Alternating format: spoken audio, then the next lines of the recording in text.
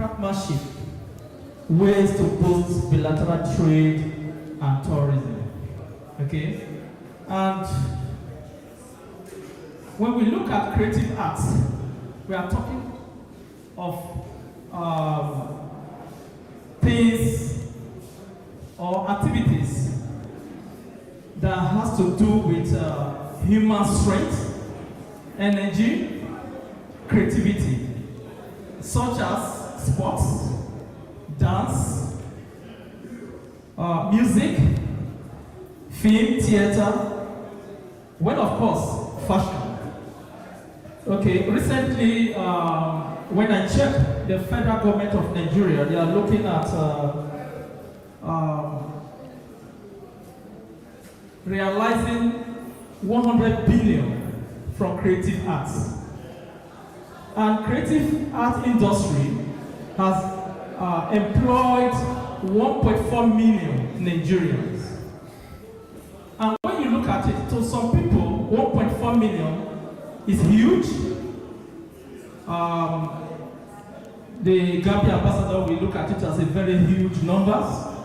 But in Nigeria, based on our population of about 230 million, we still have a lot to do in this industry, creative art. When we look at craftsmanship, this has to do with something, in layman's language, we can classify craftsmanship as artisan. Okay, we remember those days. Our forefathers or our parents, they used to have what we call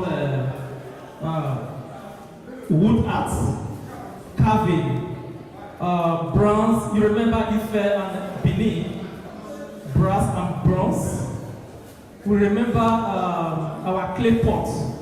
When we were growing, our parents used to store water in clay pots. And those days, there's nothing like a fridge and freezer. When we want to drink water, hello. When we want to drink water, we move to the where our parents store water in the clay pots, and that water used to be very cold and sweet.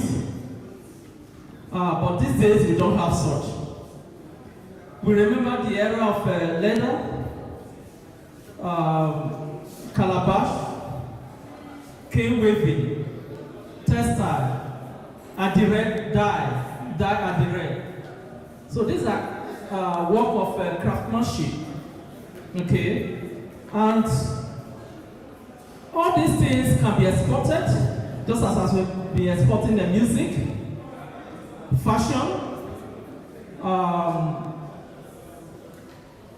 For us to do well in these industries, these are various professions. For us to do well, we must bring professionalism. It's only professionalism that can help us to drive, that can help us to realize when we talk of bilateral trade and tourism. Okay? Professionalism, I see it as rule of engagement. We must have heard that our products, our produce, we export to other countries in the world, they are being rejected. Why? Because there's no professionalism. And for us to do well, we have to imbibe professionalism. Whatever we do, we have to bring in professionalism. This is what we preach as an institute. For some of us that belong to some institutes, if you check your certificate, you will see, they will tell you that this certificate does not belong to you. This is a certificate you have acquired with your money, with your sweat. And when we are issuing that certificate, we will tell you that this certificate belongs to the institute. Why? Because that certificate can be withdrawn from you. We can recall it if you breach, if you fail to imbibe professionalism. Okay? And in the country where we live, are we really doing this? Are we bringing in professionalism in whatever we do?